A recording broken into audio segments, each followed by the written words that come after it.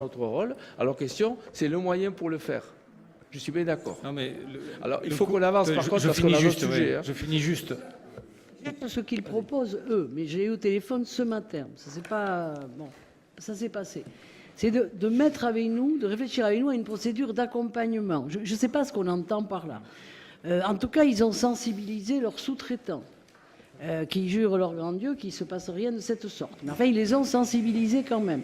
Et ce qu'on vous proposait, c'est de réfléchir avec nous comment il pourrait y avoir, je ne sais pas quoi, un contrôle, je ne sais pas quoi. Je ne vois pas ce qu'on va mettre en place. Lui, il dit un moratoire, un arrêt du déploiement empêcherait ceux qui attendent Linky avec impatience de l'avoir. Bon. Un an, je passe. Mais si on n'a pas un arrêt du déploiement, ça va être très difficile de contrôler que ça se passe dans les meilleures conditions, vu l'entame de ce déploiement. Je lui ai posé une question simple. On n'arrête pas de nous envoyer des mails et de nous écrire. Pourquoi on n'a pas écrit à chaque abonné, pas du gaz, mais de l'électricité, est-ce que vous souhaitez un compteur Linky ou pas? Et à ce moment-là, tous ceux qui auraient coché la case oui, et il y aura qui auraient coché la case non. Il m'a dit que c'était impossible à faire. Mais bien sûr que c'est possible à faire quand on est de bonne foi et qu'on veut rentrer dans une démarche où on ne va pas avoir de coercition. Mais il y a coercition. Alors effectivement, il ne peut pas y avoir un conseiller municipal de la majorité ou de l'opposition derrière chaque machin qui fait des débats.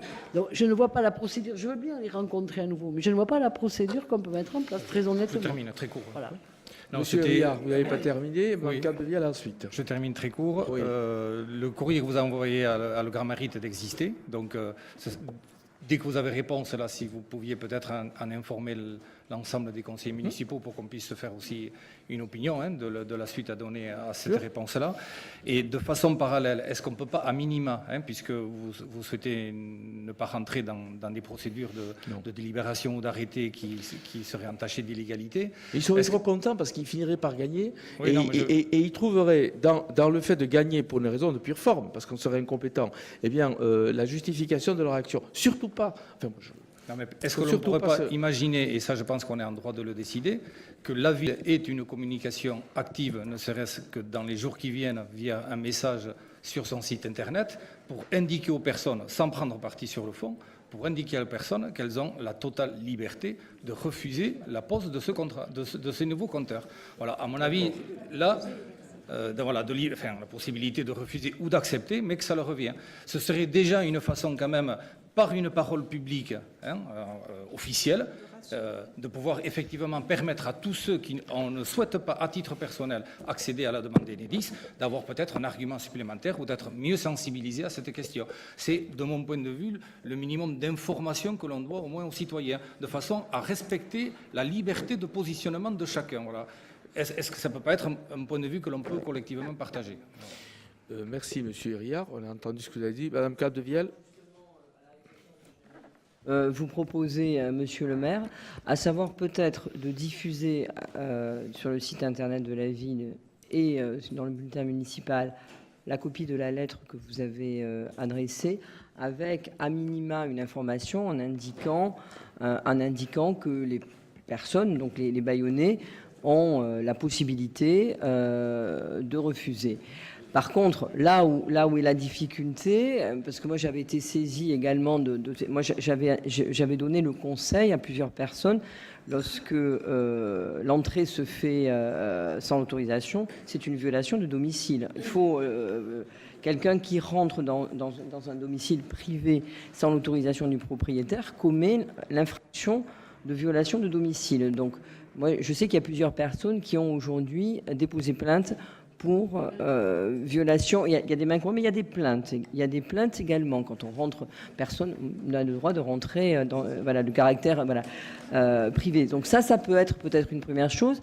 Alors peut-être après, si les choses n'évoluent pas, je ne sais pas, c'est une autre idée également, peut-être une conférence de presse avec un représentant de chaque groupe municipal qui montrerait, en tout cas, notre inquiétude et le fait que l'ensemble du conseil municipal est alerté par cette question. Nous-mêmes recevons de la part de nos administrés également des lettres et des communications inquiétantes.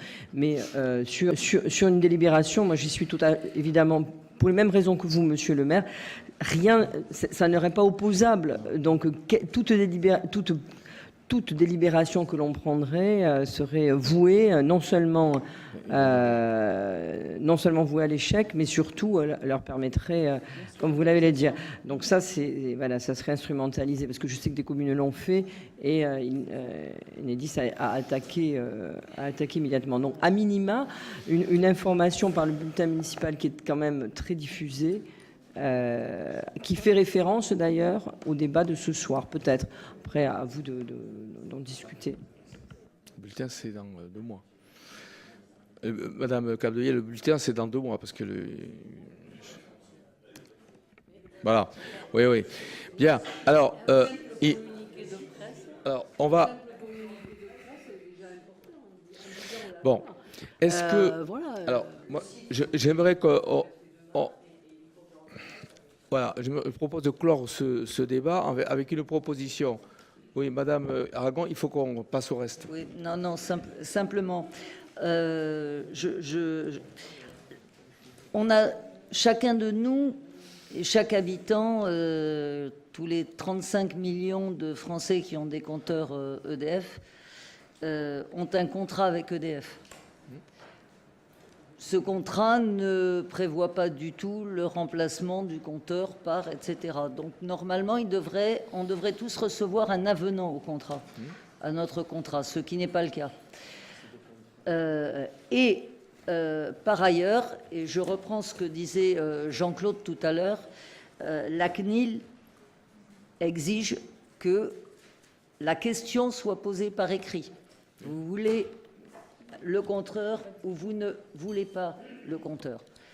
Est-ce qu'il est possible de demander, puisque vous êtes en relation avec eux, que à chaque fois que le sous-traitant arrive chez un particulier à Bayonne, il ait un document officiel d'avenant du contrat d'EDF avec la case à cocher, oui, je veux le compteur, je fatigue. Là.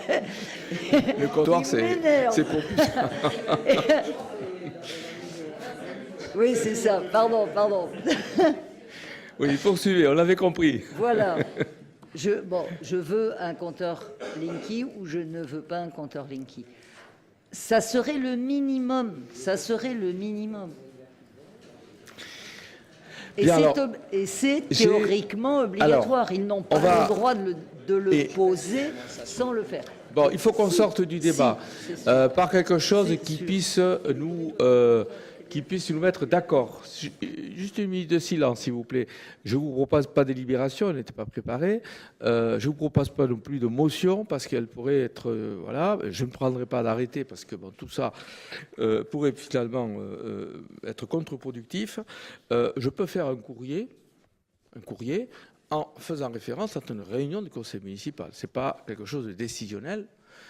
Sauf que c'est quand même un courrier qui est adressé par le maire et qui fait suite à une réunion qui s'est tenue, et puis pas sur une interpellation, une question qui a été posée, etc.